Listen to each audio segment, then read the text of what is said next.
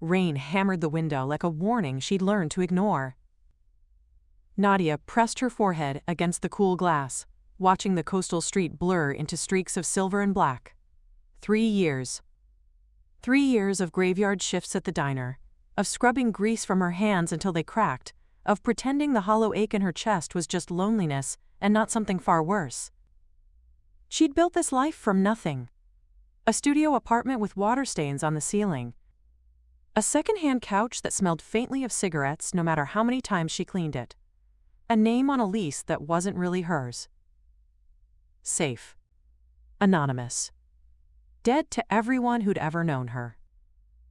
The storm had rolled in fast off the ocean, turning the summer evening into something that felt like winter. Lightning split the sky, and in that flash of white, she saw him. Her blood turned to ice. A figure stood across the street, utterly still despite the rain sheeting down around him. Tall. Broad-shouldered. Rain-soaked hair plastered to his skull, water streaming down a face she'd spent 3 years trying to forget. Rowan. Nadia stumbled back from the window, her hip catching the edge of her kitchen counter. Pain flared, sharp and grounding, but it couldn't stop the tremor that started in her hands and spread through her entire body. No. No, no, no, no. She'd been careful. She'd crossed state lines, then crossed them again. She'd paid cash for everything, worked under a false name, never once shifted into her wolf form because the bond. It slammed into her chest like a fist. She doubled over, gasping, one hand braced against the counter as heat flooded through her veins. The mate bond. The one the elders swore had been severed. The one she'd felt go cold and quiet the night they'd burned the Luna mark from her shoulder. It was alive.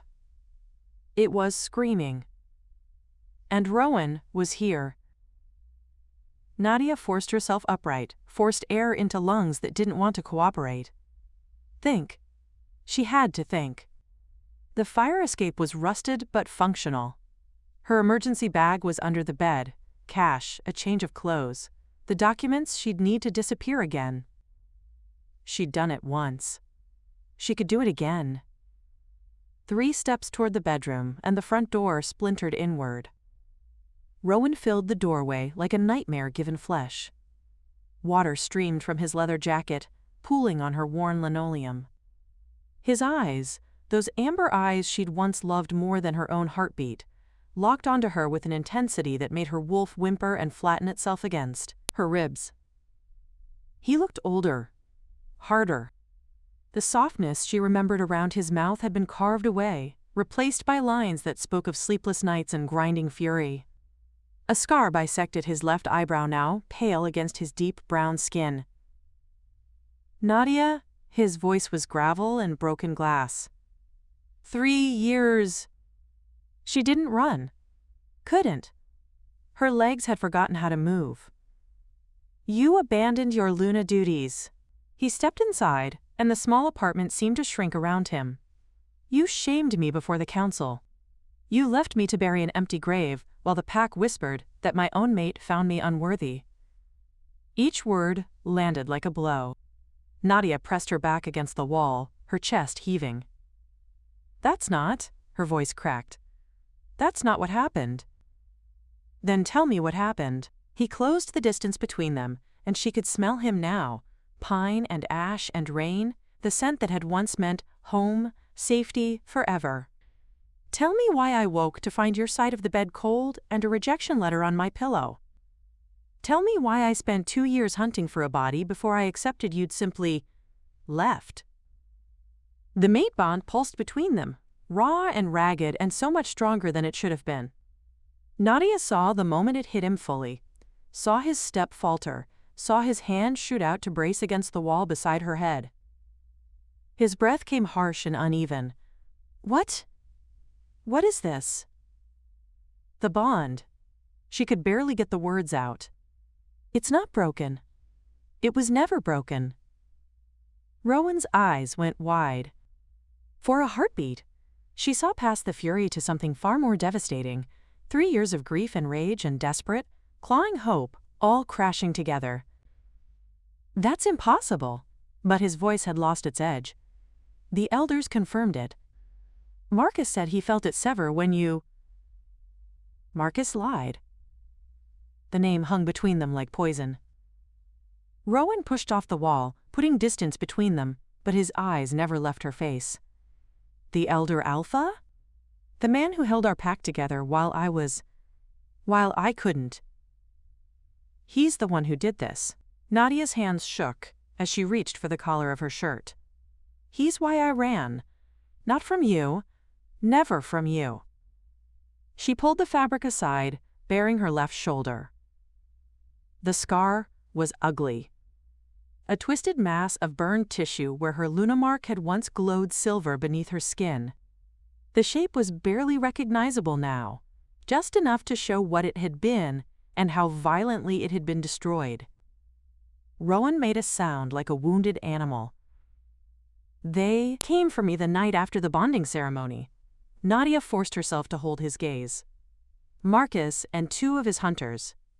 They said you were weak. They said the pack needed stronger leadership.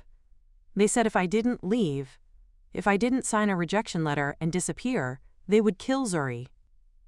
Her sister's name caught in her throat. She was 15, Rowan. 15 years old, and they had her locked in the ceremonial cellar with a knife to her throat.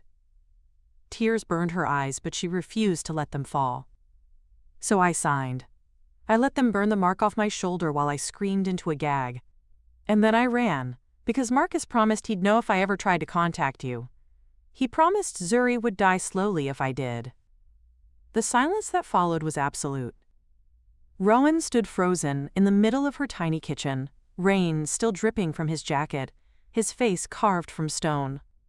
But his eyes were shattered. Show me the letter. Nadia moved past him to the bedroom, her legs somehow steady despite everything. The lockbox was where it had always been, hidden beneath a loose floorboard under the bed. She'd kept it all these years. Proof. Evidence. A reminder of exactly what had been stolen from her. She handed him the crumpled paper, its edges soft from how many times she'd unfolded and refolded it in the early days, reading her own forced words through blurry eyes. Rowan's hands trembled as he scanned the page. This isn't your handwriting. His voice was hollow. The loops are wrong. The pressure points are different. I've read everything you ever wrote me, Nadia. I memorized the shape of your words. This is... He crushed the letter in his fist. This is a forgery. Someone copied your hand badly, and I was too destroyed to notice. They knew you wouldn't look closely. Nadia wrapped her arms around herself. They knew your grief would blind you. 3 years. He said it like a death sentence. I grieved you for 3 years while Marcus sat at my right hand and counseled patience. While he told me the rejection had damaged you, that you'd gone feral somewhere, that it was kinder to let you go. Lightning flashed again, throwing his features into sharp relief. I'm going to kill him. The words weren't a threat. They were a promise, spoken with the quiet certainty of an alpha who had just discovered exactly how thoroughly he'd been betrayed. Nadia opened her mouth to respond, but froze. A new scent cut through the rain. Wolf. Multiple wolves, moving fast, surrounding the building.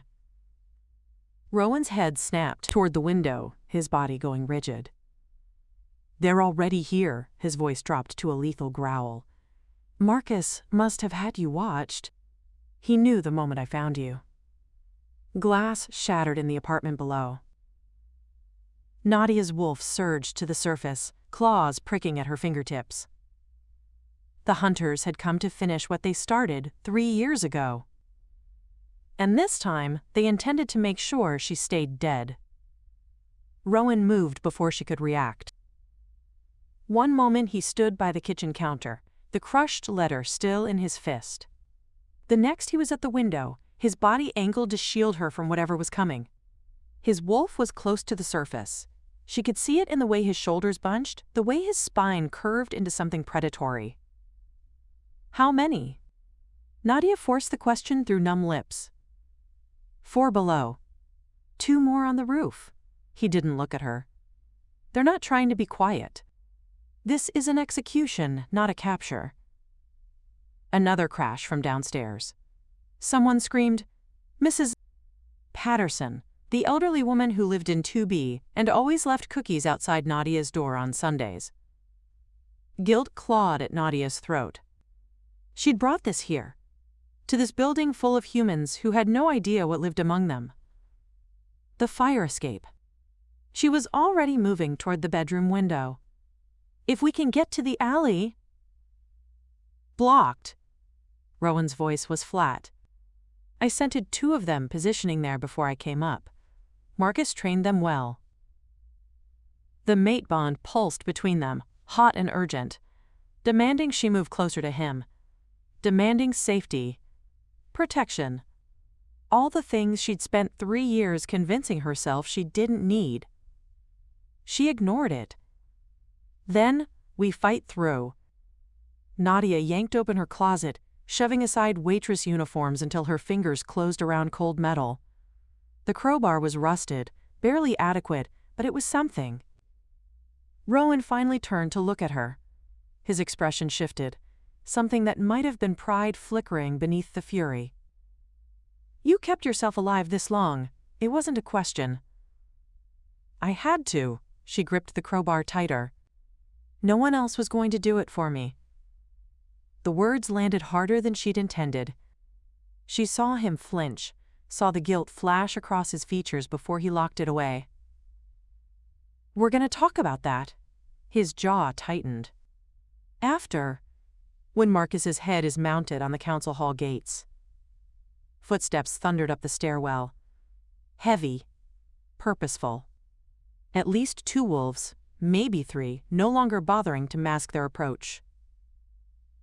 Rowan rolled his shoulders, and when he spoke again, his voice carried the resonance of an alpha command. Stay behind me. If I fall, you run. Don't look back. I'm not leaving you. You left once before. The words were quiet. Brutal. You can do it again if you have to. Before she could respond, the apartment door, already hanging from one hinge, crashed fully inward. The first hunter came through low and fast, shifted into a massive gray wolf that snapped at Rowan's legs.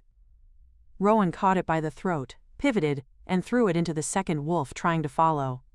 Both went down in a tangle of limbs and snarling teeth. But the third hunter was smarter. Smaller. Female, Nadia realized, recognizing the russet fur and amber eyes. Kira. Her former training partner. The woman who'd taught her how to track, how to fight, how to survive a challenge from a larger opponent. The woman who'd held her down while Marcus heated the brand. Kira's wolf form dissolved, and she straightened into her human shape, naked and dripping rain, completely unconcerned with her vulnerability. A long knife gleamed in her hand. The elders send their regards, Luna, she smiled, showing too many teeth. Or should I say, former Luna, abandoned Luna, the alpha's greatest shame. Rowan snarled, but he couldn't disengage from the 2 wolves now circling him, snapping at his flanks, driving him away from Nadia inch by inch. Kira advanced. You should have stayed hidden, Nadia. 3 years of silence, and then you let him find you? Did you think he'd protect you? She laughed, low and cruel. He couldn't even protect your mark. Couldn't feel his own mate being tortured under his roof. He didn't know, the words ripped from Nadia's throat. Exactly. Kira's smile widened. That's the point. Our great alpha, blind to everything happening right in front of him. Marcus was right. The bloodline is weak. The pack deserves better.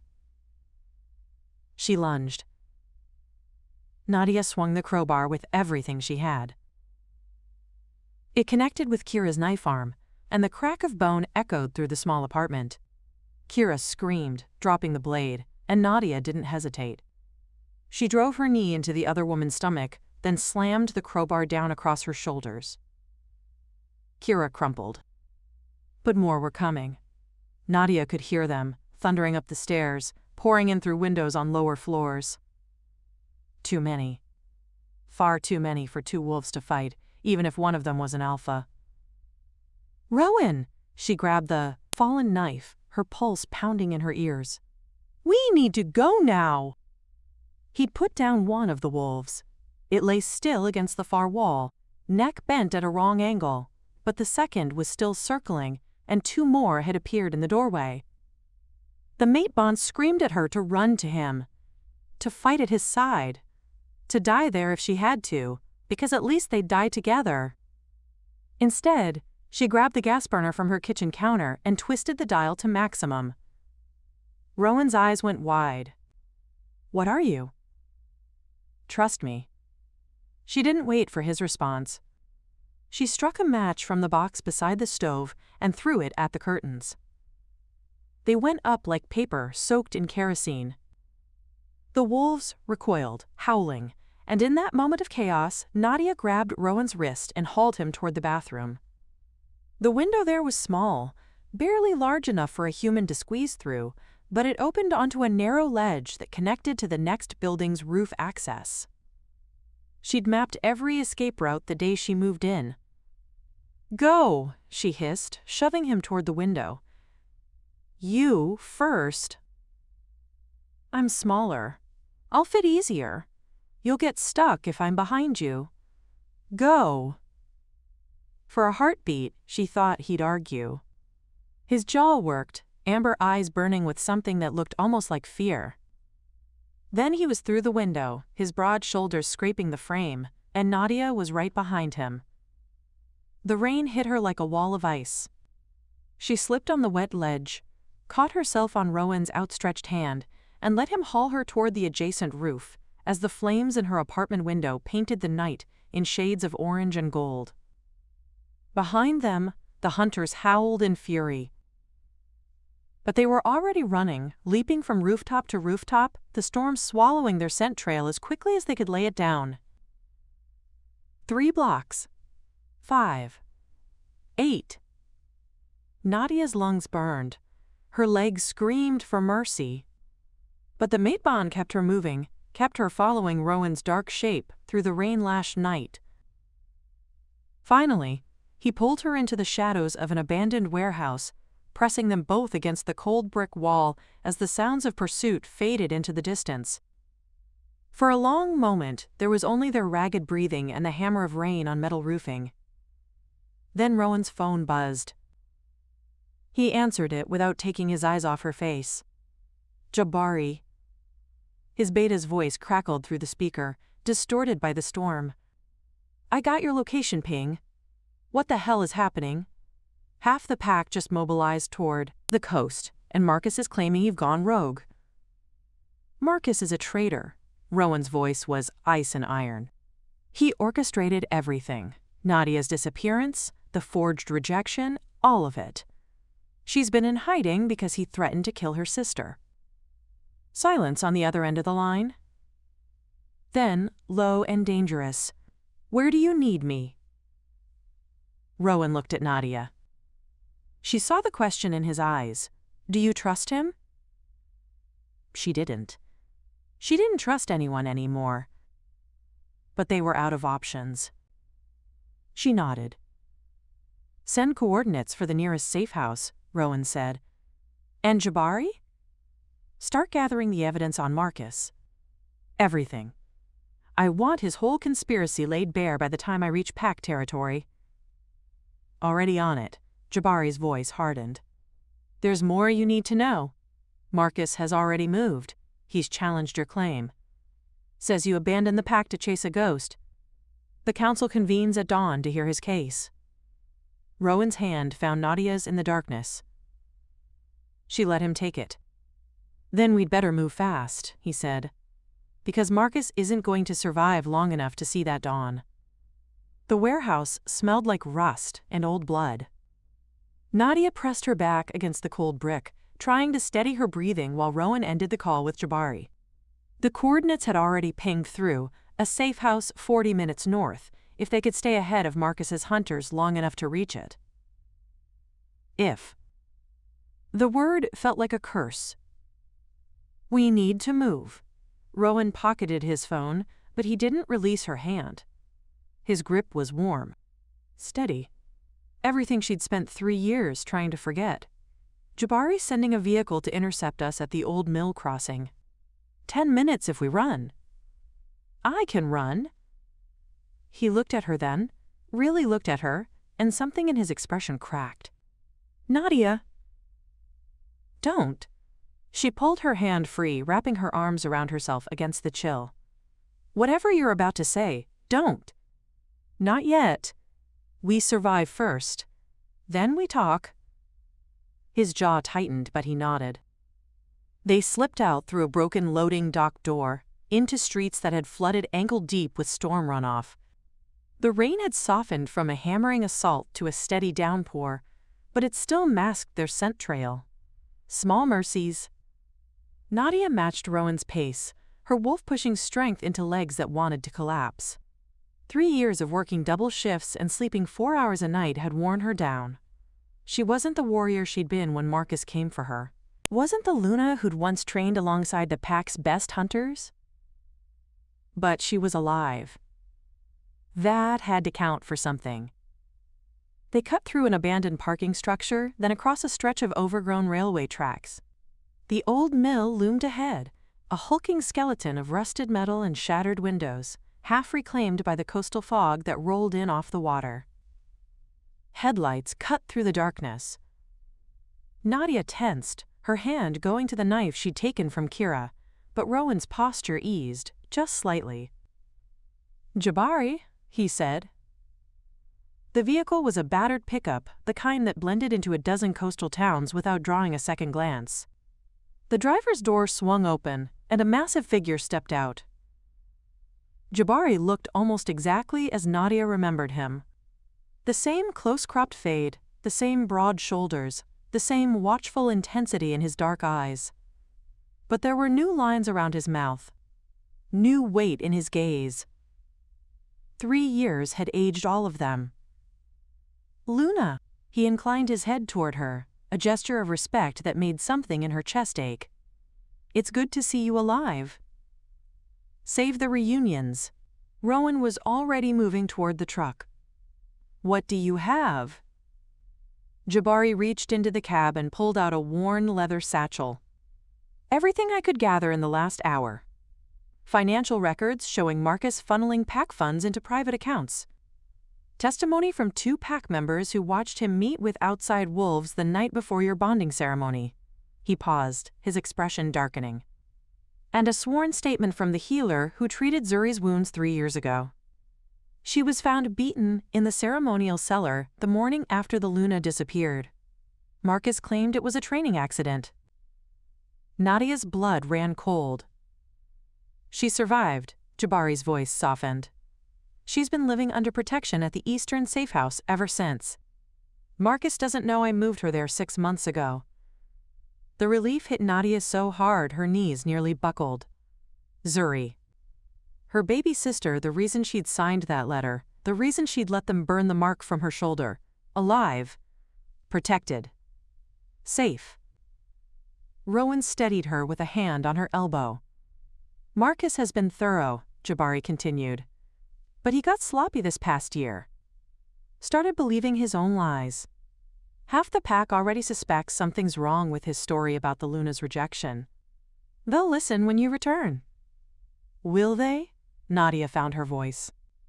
Or will they see a disgraced woman trying to claw her way back to power? Jabari met her gaze without flinching. They'll see their Luna returning from exile with evidence that their elder alpha is a traitor. What they do with that information will depend on how well we present it. Thunder rolled across the sky. Rowan opened the truck's passenger door and gestured for Nadia to get in. She hesitated. The pack border, she said. We'll have to pass through it to reach the council. If Marcus has control of the patrol. He doesn't. Jabari's smile was grim. Not anymore. I've been positioning loyal wolves at every checkpoint for the last 3 months. When I heard rumors Marcus was hunting someone on the coast, I started planning for this exact scenario. Nadia stared at him. You knew? I suspected. He shrugged his massive shoulders. The alpha's grief never sat right with me. A true rejection should have broken him completely. Instead, he kept searching, kept hoping. That kind of devotion doesn't come from a mate who chose to leave. The truck's engine rumbled to life. The Border Patrol is expecting us, Jabari said. But we need to move. Marcus's hunters are regrouping, and he'll know you escaped the apartment by now. He's going to throw everything he has at stopping you before you can testify. Nadia climbed into the truck. The drive north felt endless. Rain streaked the windows, turning the world beyond into a blur of shadows and distant lights. Jabari drove with single-minded focus, navigating back roads that wound through dense forest and along crumbling cliff edges.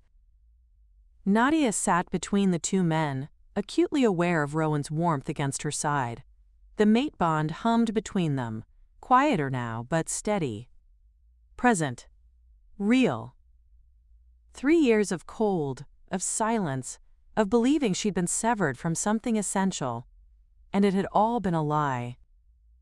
The council convenes at dawn. Rowan's voice broke the silence. Marcus will present his challenge first. He'll argue that I abandoned my duties by leaving pack territory to search for you. He's not wrong. Nadia kept her eyes forward.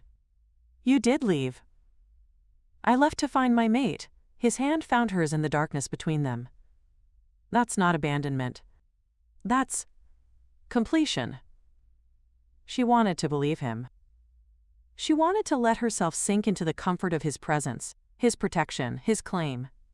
To stop running. To stop fighting alone. But 3 years of survival had taught her that wanting was dangerous. Marcus burned your mark from my shoulder himself. Her voice came out steadier than she felt. He told me he'd know if the bond ever flickered back to life, that he'd sense it through his connection to the pack. He said he'd kill Zuri the moment he felt me reaching for you. Rowan's grip tightened. So I stayed dead. She finally looked at him, meeting those amber eyes in the dim light of the truck cab. I let you grieve. I let the pack believe I rejected you. I did everything they demanded because I couldn't. I couldn't risk her. I know, his voice was raw. I understand, Nadia. I'm not angry at you for surviving. Then what are you angry at? Myself. The word landed like a physical blow. For not seeing it.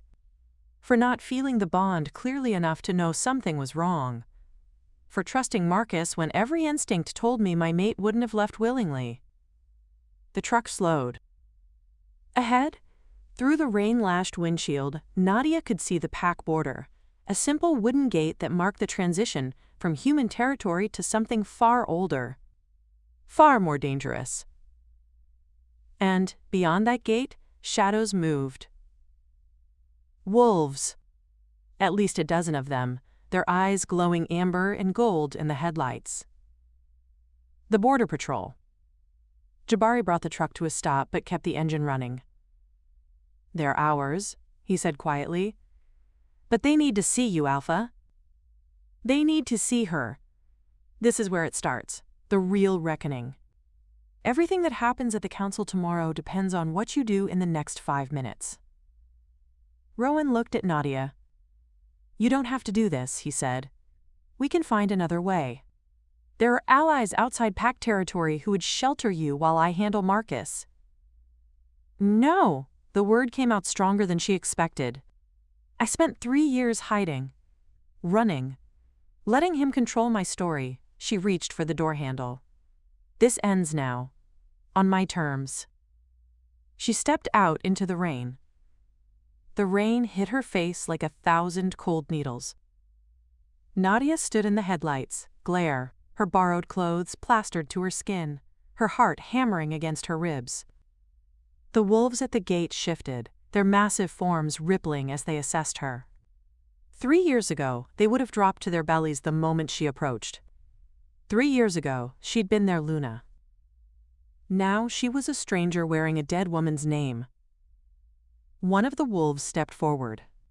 Larger than the others, with a distinctive silver streak running through his dark brown fur. Nadia recognized him. Micah, the patrol captain who'd taught her how to track rabbits through fresh snow during her first winter with the pack. He shifted. The man who rose from the wolf's crouch was older than she remembered. Gray threaded through the tight curls at his temples, and a fresh scar bisected his jaw. But his eyes, warm brown, steady, assessing, those hadn't changed. "Luna," his voice carried across the rain-soaked ground. Not a question. A statement. Behind her, she heard Rowan's door open. His presence at her back sent warmth flooding through the bond, but she didn't turn. This moment belonged to her. "I've been gone a long time, Micah." 3 years, 47 days, he inclined his head. "We counted." Something cracked in her chest. "The Elder Alpha told us you rejected the bond." Micah's gaze flickered to the scar visible at her collar. "He said you went feral. That searching for you would only bring the Alpha more pain." Marcus lied.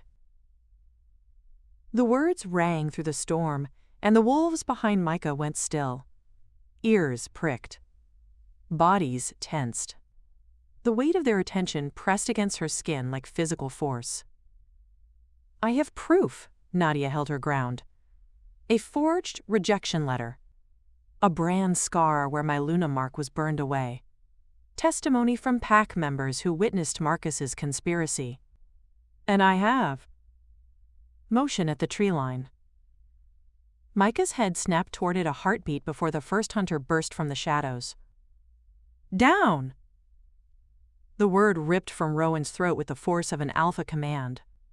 Nadia dropped, and something whistled over her head. A blade, she realized, meant for her throat.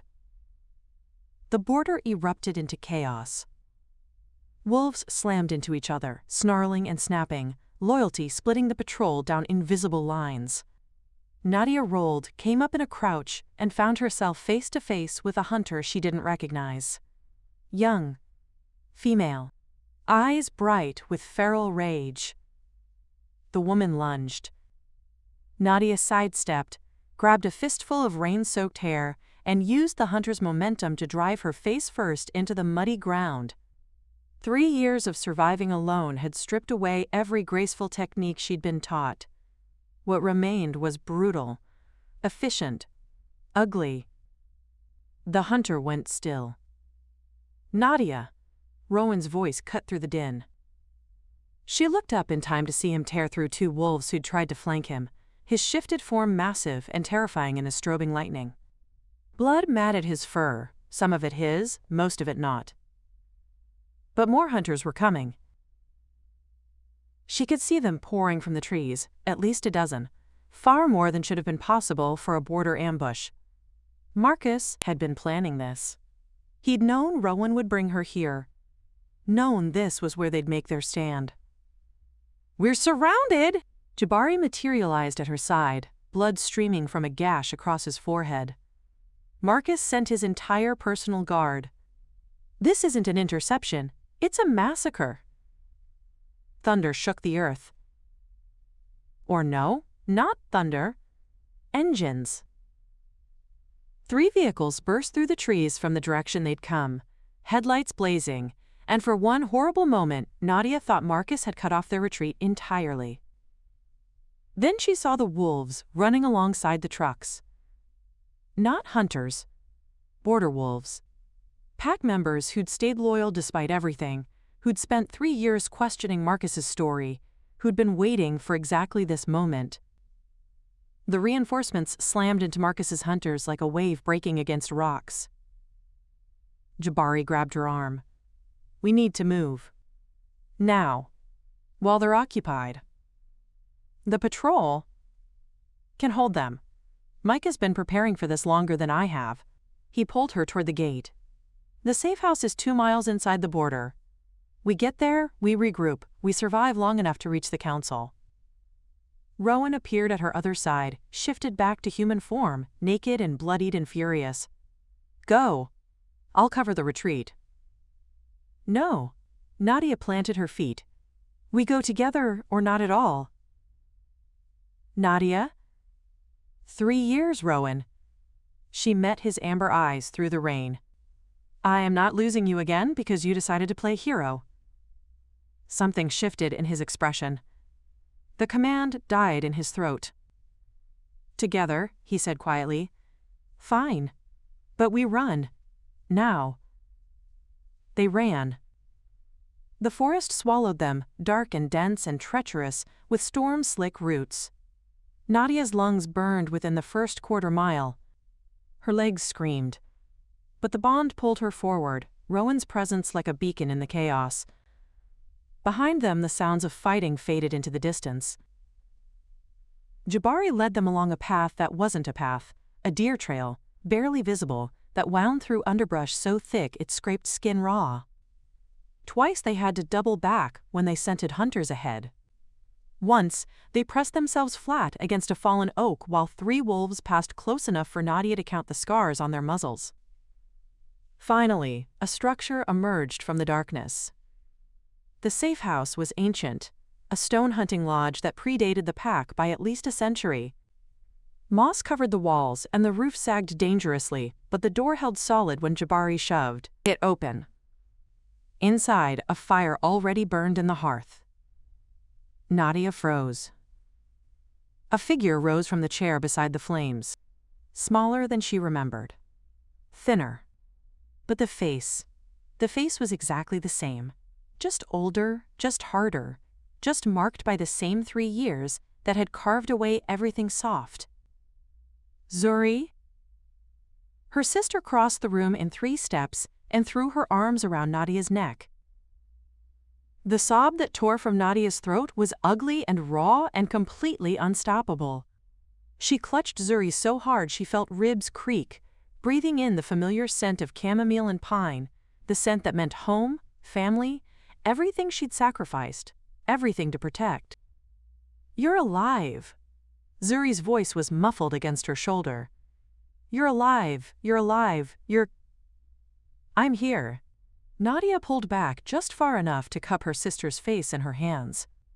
The girl she remembered had become a woman, sharp-featured, watchful, with their mother's high cheekbones and their father's stubborn jaw.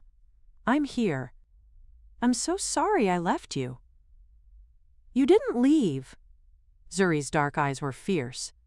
You protected me. Jabari told me everything. Marcus, the threat, the letter. You didn't leave. Behind them, Jabari was already at the small table in the corner, spreading out documents and maps. We have 4 hours until dawn. Marcus will present his challenge at first light. If we're going to counter it, we need Nadia's testimony prepared, and at least 3 witnesses willing to speak against him publicly. I've got 2 already. Zuri stepped back from Nadia but kept hold of her hand. The healer who treated my wounds, and one of the guards who was supposed to be watching me that night but looked away instead. They've been waiting for a chance to tell the truth. Rowan had found clothes somewhere, simple, worn, but enough to cover the worst of the blood. He stood by the window, watching the tree line with predator stillness. It won't be enough. His voice was quiet, controlled, the voice of an alpha calculating odds. Marcus has had 3 years to consolidate power. He's got allies on the council. He's got the pack's trust. He's got the pack's fear. Nadia released Zuri's hand and moved to stand beside him. That's not the same thing. Through the rain-streaked glass, she could see the faint glow of torches in the distance. The border patrol was still fighting, still buying them time. We need someone who was there that night, she said.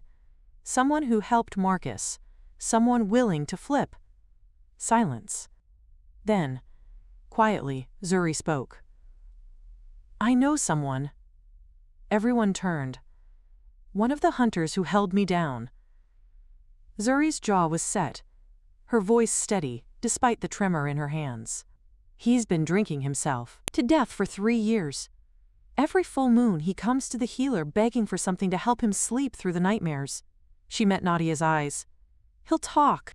He wants to talk. He just needs someone to give him permission. The fire crackled. Rowan turned from the window. Where is he? The pack hall. Zuri's smile was sharp and bitter. Right under Marcus's nose. Dawn crept closer, and with it, the reckoning.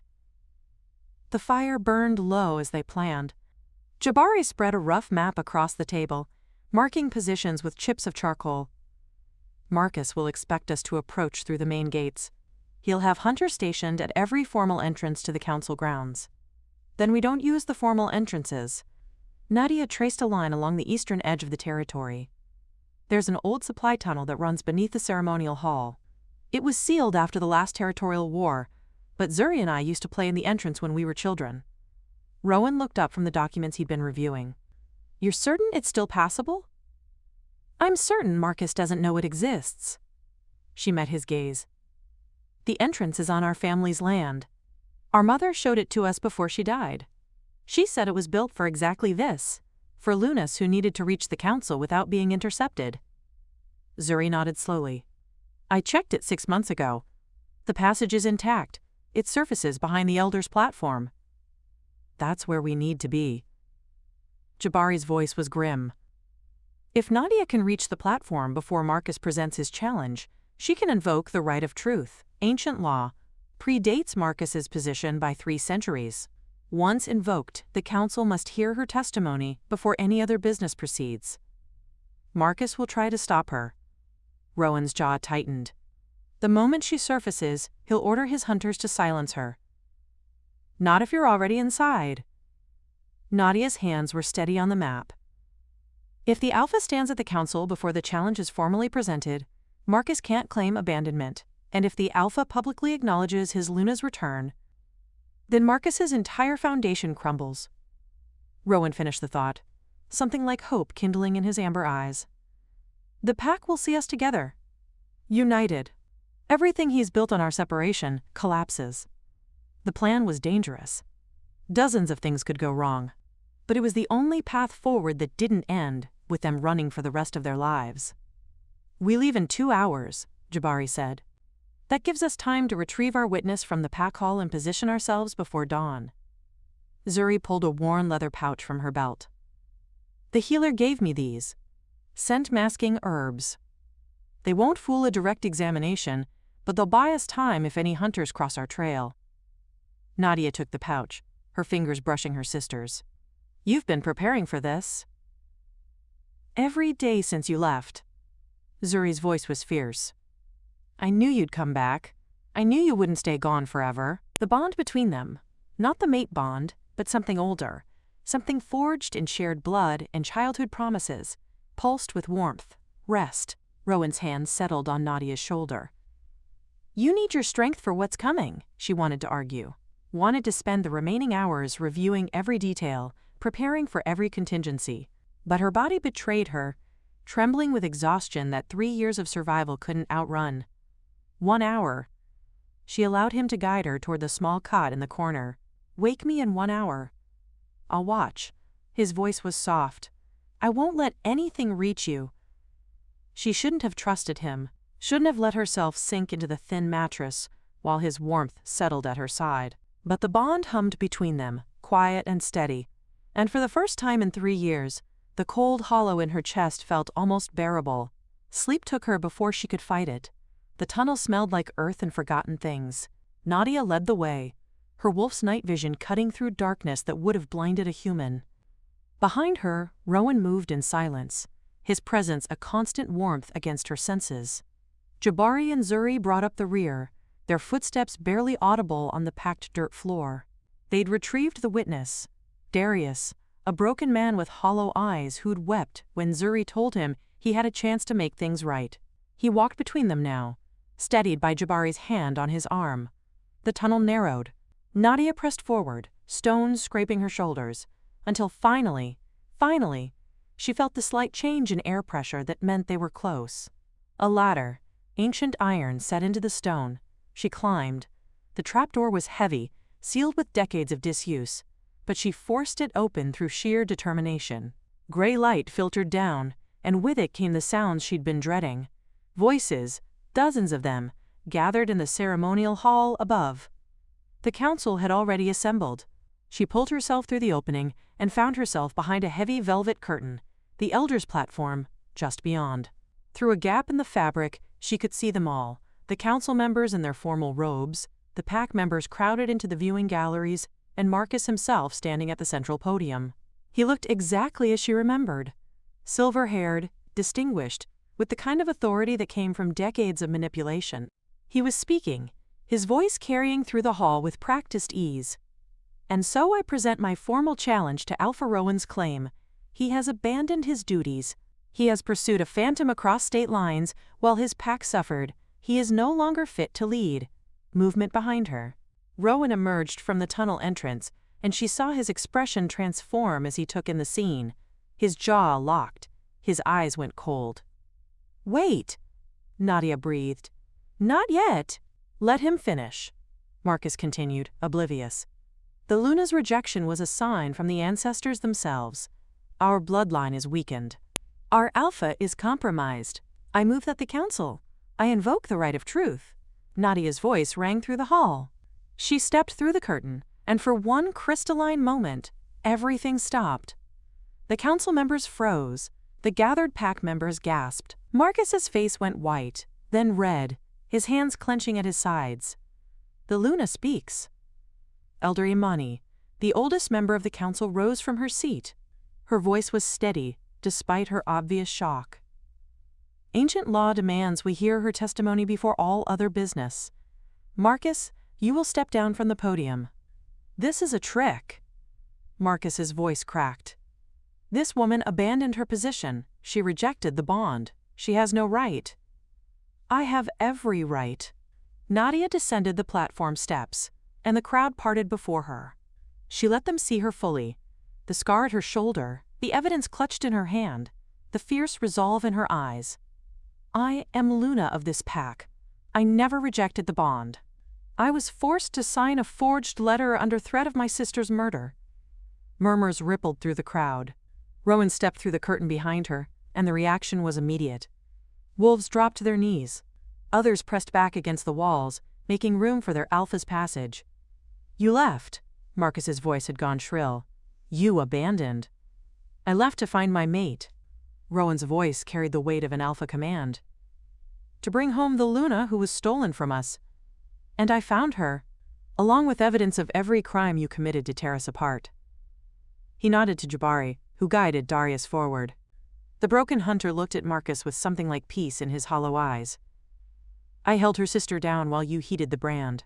His voice was barely a whisper, but in the silent hall it carried like thunder. "I watched you burn the mark from her shoulder. I heard you threaten to kill the child if the Luna ever tried to contact the Alpha." The hall erupted. Marcus lunged, not at Nadia, but at Darius, and found Rowan in his path. The Alpha's hand closed around the elder's throat. "You took 3 years from us." Rowan's voice was cold iron. "You let me grieve a mate who was alive.